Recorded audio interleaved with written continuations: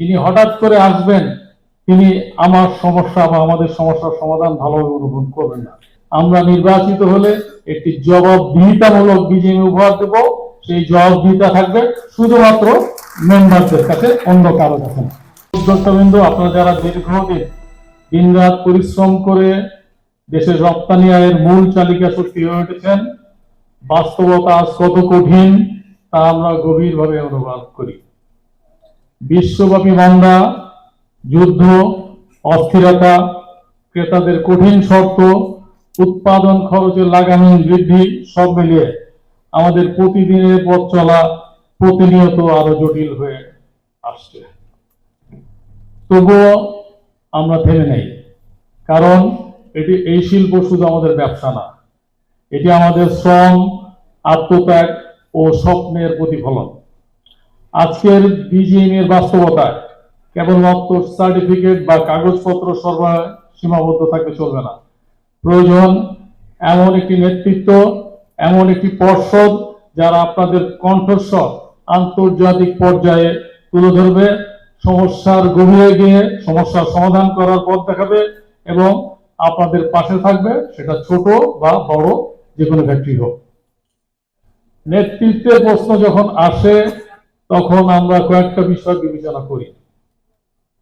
সামনে থেকে কে নেতৃত্ব দিবেন, আর নাকি সামনে একজন থাকবেন, পিছনে ডিফেক্টো নেতারা থাকবেন।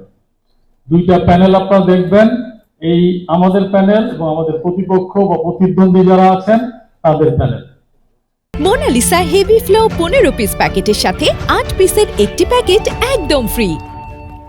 আমরা যেটা বিশ্বাস করি যে সামনে থেকে যারা নেতৃত্ব দিতে চান, যারা ফোকাস হতে চান, যারা দীর্ঘদিন এই ট্রেডের সাথে জড়িত আছেন এবং এই বিজিএমই এর কর্মকাণ্ডের সাথে জড়িত আছেন, তাদেরই নেতৃত্বে আসা উচিত। কারণ যিনি হঠাৎ করে আসবেন তিনি আমার সমস্যা বা আমাদের সমস্যার সমাধান ভালোভাবে অনুভব করবেন না।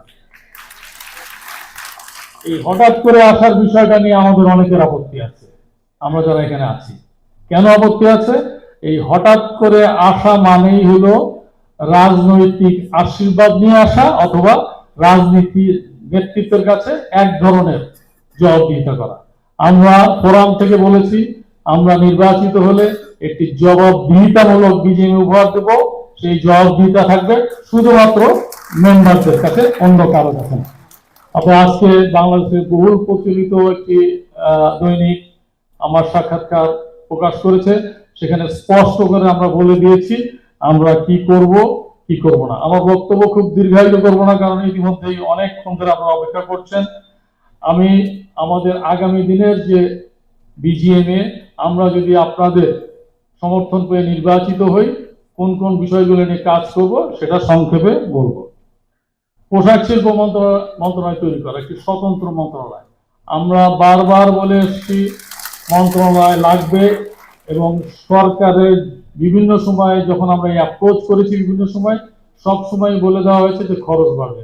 আমরা এই সমস্যার সমাধানও দিয়েছি। আমরা বলেছি বস্ত্র মন্ত্রণালয়কে পরিবর্তন করে বস্ত্র ও পোশাক শিল্প মন্ত্রণালয় করুন, বাণিজ্য মন্ত্রণালয়কে কাজকে তাদের ভিন্নভাবে কাজ